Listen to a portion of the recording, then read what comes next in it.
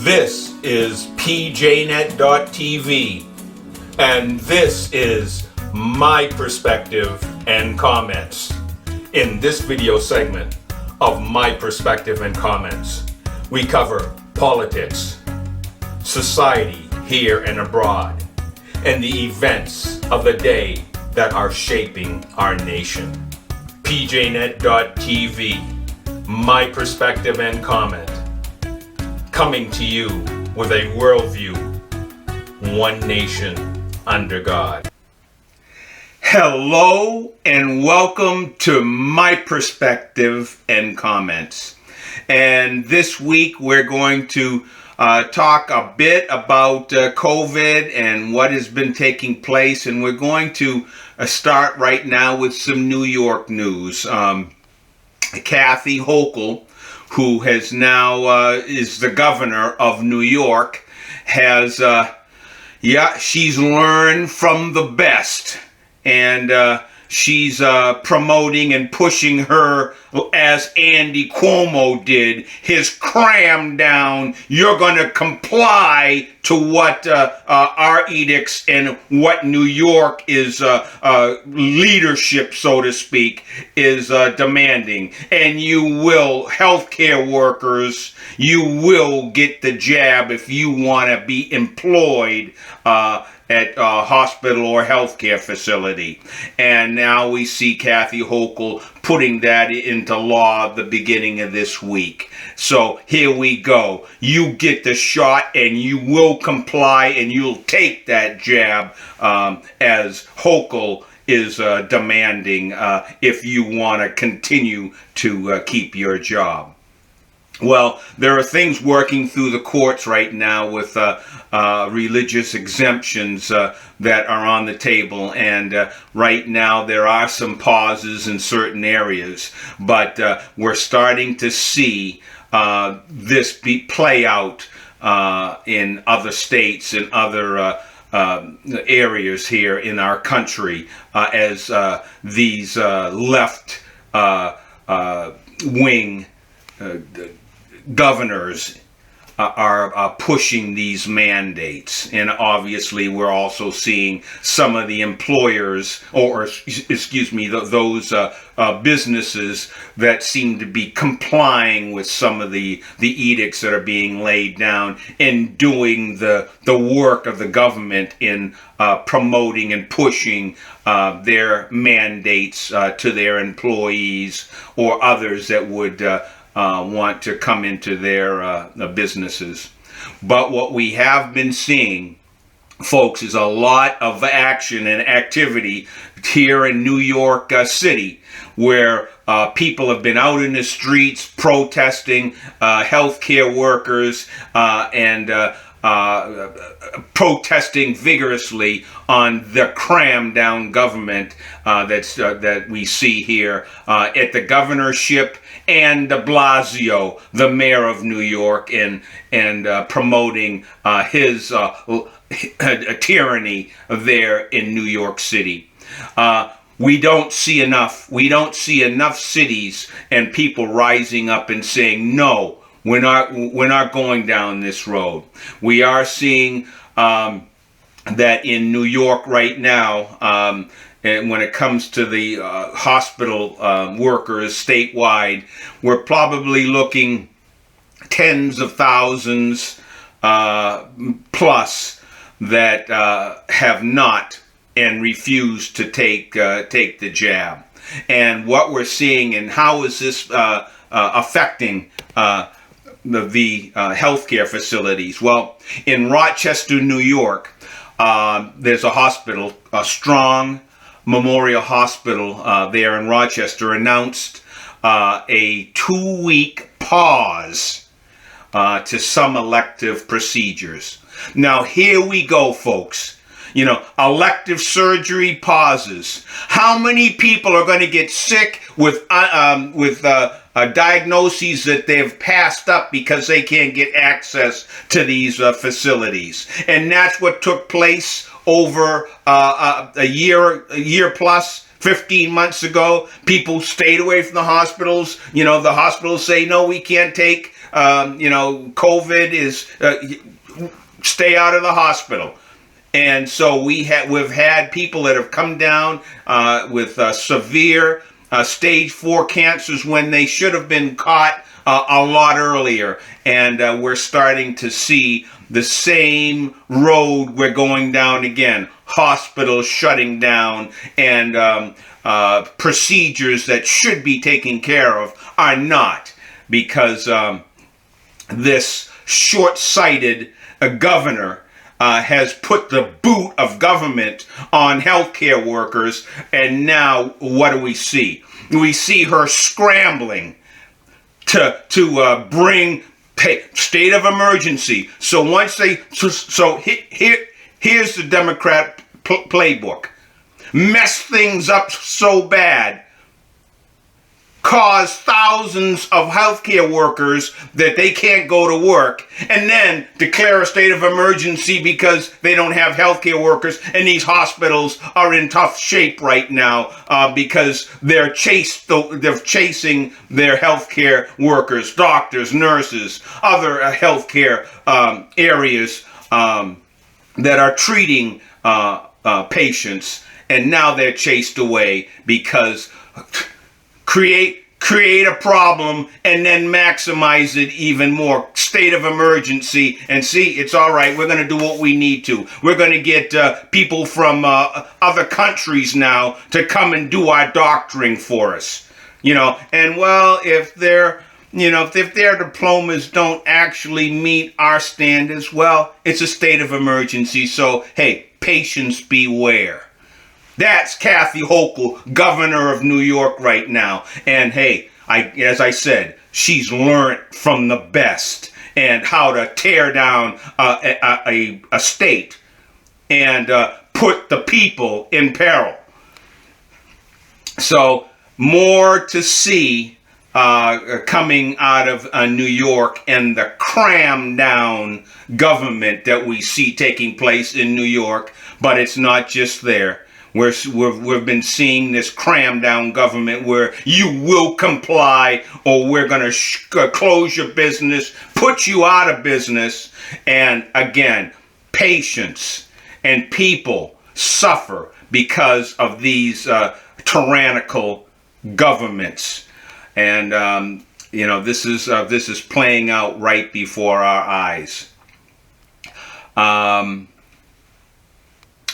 Also, regarding sticking with New York, Hochul also on September 27th has called out the National Guard, and they'll take medical staff from the National Guard to fill in and stop the stopgaps.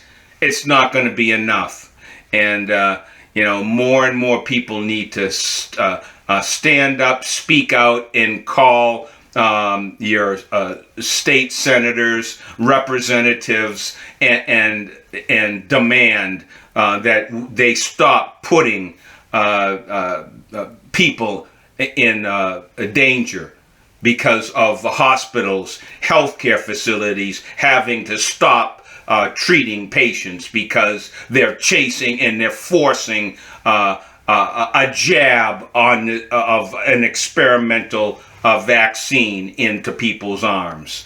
So here we go. Government cramming their edicts down and demanding that people say, hey, we don't have choice. We just have to take it. Well, we don't have to take it, and Americans don't have to take it. I want to switch gears here and talk a little bit about the CRT, critical race theory, and what the strategies have been by many of these educators and teachers.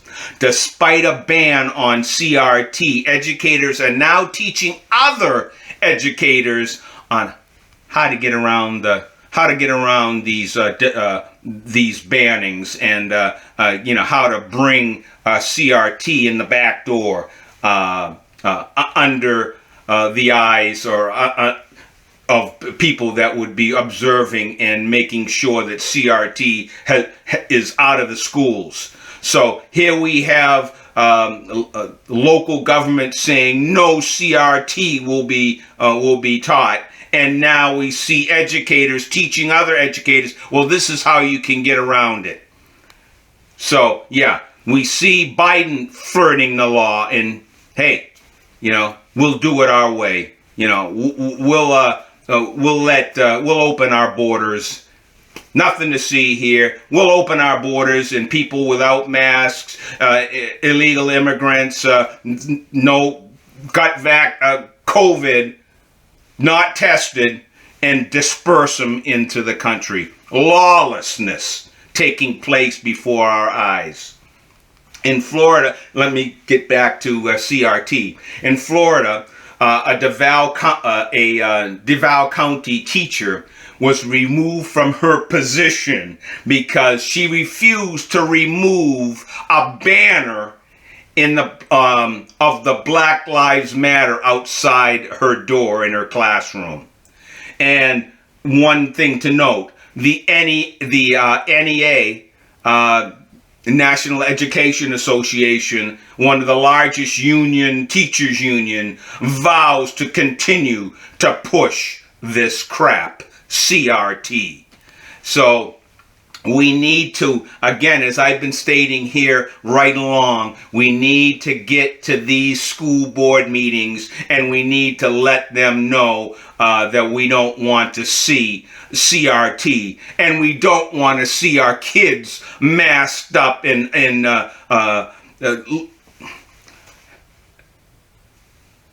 when they aren't a demographic that is the spreader.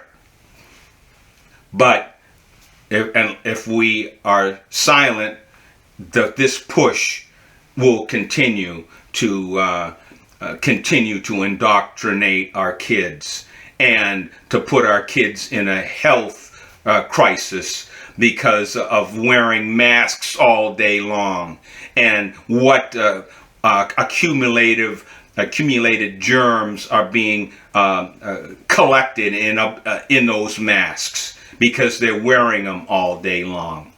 So a lot of things taking place, but now we have teachers saying, we'll get around this. Yeah, they can ban it in our area, in our state, but we'll find a way around the back door in teaching critical race theory. And this needs to stop, and many of these teachers and superintendents and those that are running these schools, they need to fall under the residents, the taxpayers, and they need to be ousted, and get leadership in there that are going to listen to the parents and their wishes and what they want to see their children taught, not the hate message that comes out of CRT.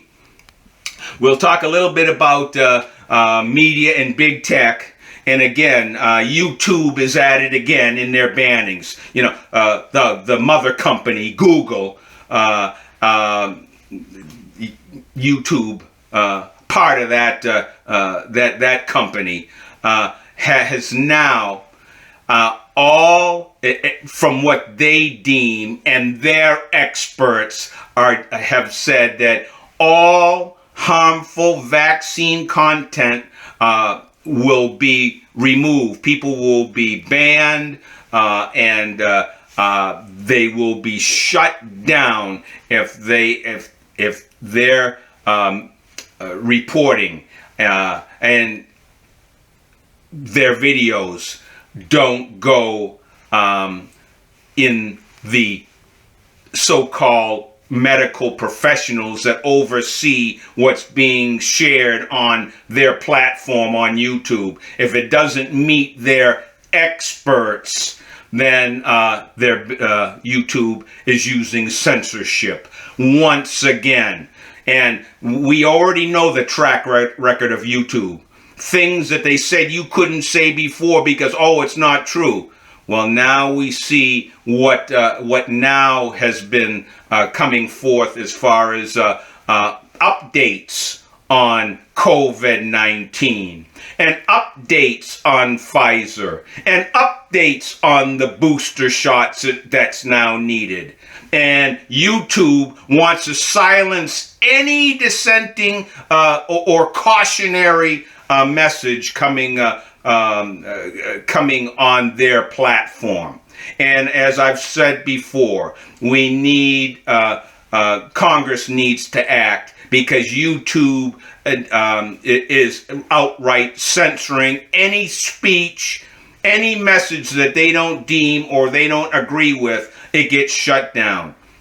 And then, as I've said, we will be bringing you information when it comes to COVID-19 and what's been taking place. And we'll be coming to you with more detailed information on Rumble video platform, where free speech is welcomed, and the hand of censorship out of YouTube, we don't need that. And again, Congress needs to definitely enact and withdraw those protections that Section 230 affords some of these big tech platforms. So again, we've been talking about a lot of this big tech, especially YouTube, Twitter, Facebook, and their need to shut down other voices, the information that's coming out from others, if it doesn't meet their so-called authoritative interests or voices out there, then they just shut people down and censor them. I'd like to quickly, Arizona was in the news here last week, and the audits have come through. And what I found strange is that I heard, if you listen to the mainstream media, it almost sounded like, hey, nothing to see, Joe Biden won. But then when you started to listen to the reports and what they were actually finding, and the mail-in ballots that you really couldn't identify who it was that mailed it in, and the chain of custody issues, and the amount of uncertainty around these voting, when it started to get up into the 20,000, 30,000, and more of problems, irregularities, inconsistencies. When you add up the numbers, you say, well, wait a minute. If these were all irregular and shouldn't have been tallied, then Arizona, we have a different result here. And what is being found right now in more and more of the lawmakers in these other states are saying, wait a minute, if there's that much discrepancy, what took place in our state, especially those states that were trending heavily for President Trump, and then all of a sudden, the witching hour hit, and then, wait a minute, things are shutting down here. Hey, they're not counting anymore. And then, whoa, wait a minute. You wake up in the morning and, whoa. So a lot of these states right now are saying, yes, we need to really move forward and push aggressively on our audits and seeing exactly what took place, because there's enough glaring result in Arizona for every state to think twice and to make sure, wait a minute, this isn't election integrity. And it very much reeks of fraud that took place. So we're probably going to see this isn't going away, because, as I said, a lot of glaring evidence that was found, irregularities, mail-in ballots that didn't add up, and you couldn't tell actually who actually sent that in. And the address that they sent it in from, they haven't lived there. They're living in some other part of the country or in another state. So, yes, you heard the mainstream media. If you listen to their reporting, nothing to see. Joe Biden, yeah, he won. But no. There's the audit showed and told another story. I'd like to have us. We've brought this senator before you, and he has been very strong and bringing to light the Fauci saga and the web that he's been spinning for 18 months regarding COVID-19. But he had a lot to say this past week here regarding socialism and what's been taking place in our country and the squad, and talking about the decay that's taking place from the Democrat Party and the message and this embracing socialism for the United States. So a good message from Rand Paul.